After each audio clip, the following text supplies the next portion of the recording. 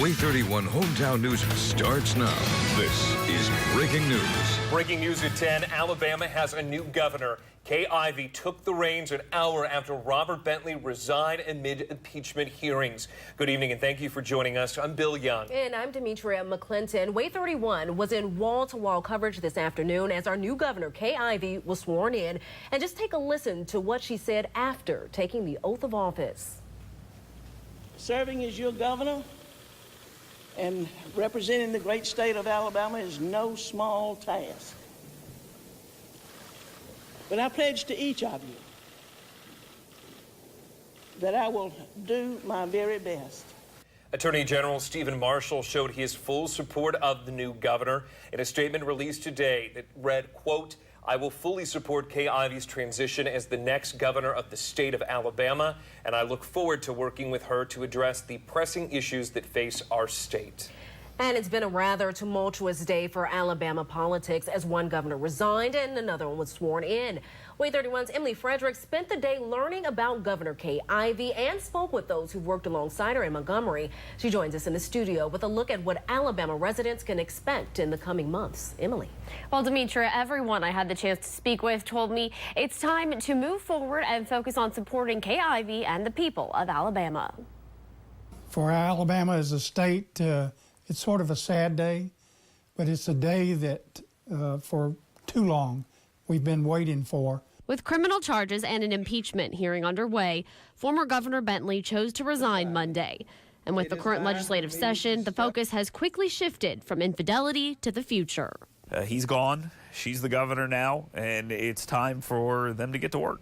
Kay Ivey, born in Wilcox County, served in state government since 2002, first as treasurer, which she was reelected to in 2006, and then as lieutenant governor in 2010. She's had the experience. She's been all over the state of Alabama, and I think she's well prepared to lead the state. I think she has a plan to assume the office and carry it out, and I don't think we'll actually miss any days as far as the leadership goes. Ivey is Alabama's second female governor, and those WAAY 31 spoke with said they are more than ready to see a change in leadership.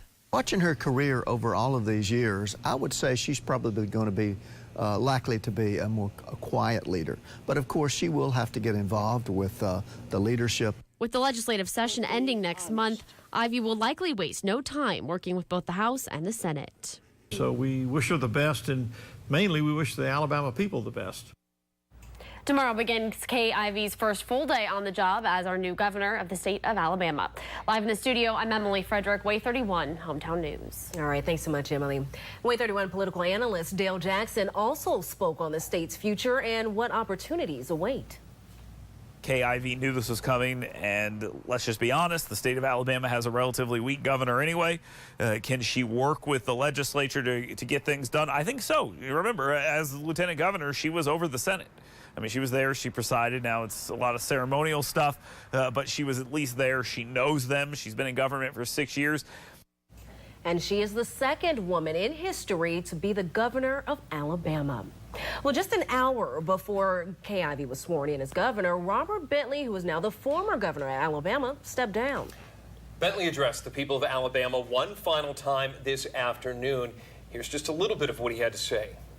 I can no longer allow my family, my dear friends, my dedicated staff and cabinet to be subjected to the consequences that my past actions have brought upon them. We went ahead and sent WAAY 31's Count Reed to Montgomery, where she witnessed all the mayhem firsthand. The portrait of a now former governor hangs in the Alabama state capitol. Included in it, a photo of Governor Robert Bentley's ex-wife, Diane. It was her audio recordings of the former governor talking to his alleged mistress that led to this day. I have decided it is time for me to step down as Alabama's governor. The announcement came 7 hours after impeachment hearings kicked off in the House Judiciary Committee. By early afternoon, rumors began to fly through the committee room. Their proceedings were no longer needed. At 5 o'clock, Governor Robert Bentley announced his resignation.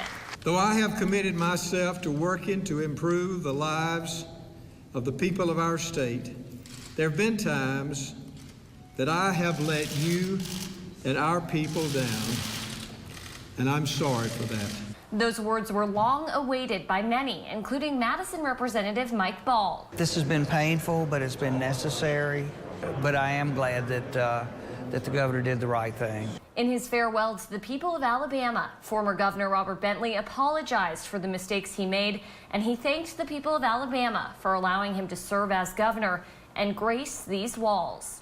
So thank you and goodbye. And I love this state from the bottom of my heart and the people who live here. God bless you. And that was WAAY 31's Kat Reed reporting. Kat is also going to be at the State House tomorrow to talk to more of our Tennessee Valley lawmakers about Bentley's resignation and what's next for Governor Kay Ivey. Well, before former Governor Robert Bentley officially resigned, he was booked into the Montgomery County Jail. And this is a look at his mugshot. He pled guilty to 2 misdemeanor campaign and ethics charges. Bentley agreed to a plea deal and was sentenced to 12 months of unsupervised probation. He also has to surrender almost $37,000 in campaign funds and perform 100 hours of community service as a physician. And now former Governor Robert Bentley spoke for a good 3.5 minutes before he finally said he would step down. It started with a very carefully worded statement that was somewhat of an ambiguous admission of guilt. I've not always made the right choices. I've not always said the right things. From there, it was on to an equally ambiguous apology where he never got into the specific incidents for which he was apologizing. There have been times that I have let you and our people down, and I'm sorry for that. It was just before he resigned when the governor mentioned his family and loved ones and once again touched on, quote, actions that led to this point without being specific. I can no longer allow my family, my dear friends, my dedicated staff and cabinet to be subjected to the consequences that my past actions have brought upon them. And of course, perhaps the biggest irony is that just 72 hours ago, Robert Bentley said he had no intention of resigning. And WAAY 31 wanted to know what city lawmakers thought about this, so we took our questions to Madison Mayor Paul Finley and also talked to Senator Bill Holtzclaw. Now, you may remember the senator was very vocal about Bentley resigning. I was one of the ones that came out and said his office has been compromised, it's questionable, and so he should step aside. So I'm happy today that we came to that crossroads. I think in talking with our state legislators, they knew it was time. They had simply asked multiple times for it to happen. Again, they needed closure to then move forward with what state business truly is. Both men stressed it's important to get back to work and to focus on the state's most pressing issues. Well, Battle wasn't the only lawmaker who was reacting today, and that was Huntsville. Mayor Tommy Battle, yes. Other lawmakers certainly had plenty to say about the governor's resignation. U.S. Senator Richard Shelby released a statement that read, quote, the American people's trust in their government depends on the integrity and dignity of those in office, and it is clear that Alabamians have lost this in Governor Bentley. Alabama Senate President Pro Tem Del Marsh released a statement of his own, quote, obviously, this is a sad day for Alabama. However, as I have stated before, I believe the governor's resignation was the only way for the state and the legislature to move forward and once again function normally. And Huntsville Mayor Tommy Battle took to Twitter today and said, quote, it's a sad day when creating 800 new jobs gets lost in the culture of corruption of our state leaders. We can certainly do better. Well, Mayor Battle was referring to jobs in Huntsville, and that tweet sparked a conversation amongst the WAAY 31 newsroom. Is this tweet an early sign of a possible run for governor by the Huntsville mayor? Well, we asked WAAY 31 political analyst Dr. Wayman Burke that very question. I think that Mayor Battle could definitely be a major contender in this race. I'm not involved in his campaign, but if I were, I would talk about the Huntsville Miracle if I were him and how he could replicate that throughout the rest of the state. I think that's his strongest message.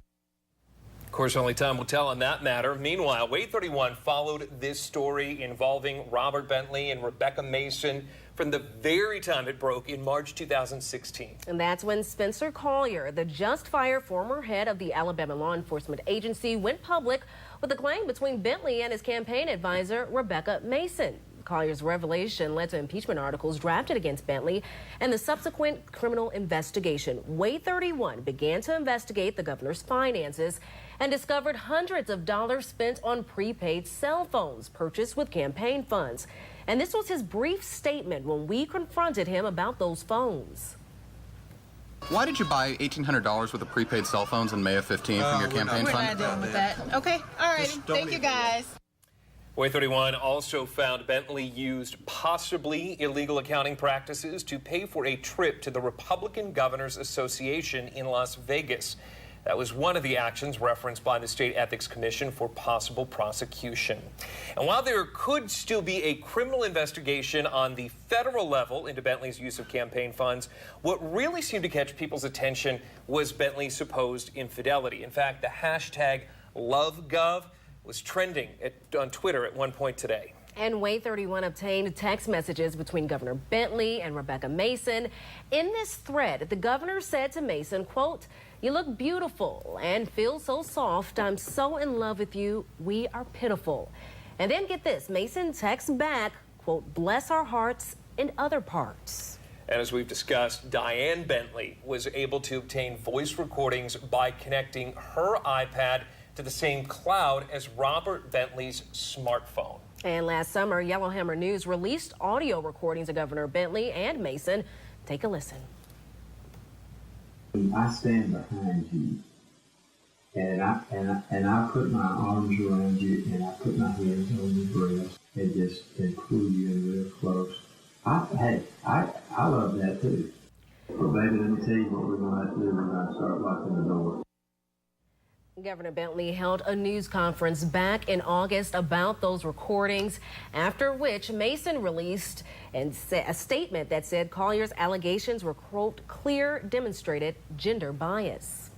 And in the coming days, as more information is released surrounding former Governor Bentley's resignation, you can turn to WAAYTV.com. Just type in Governor Robert Bentley into the search bar, and every story WAAY 31 has covered will appear.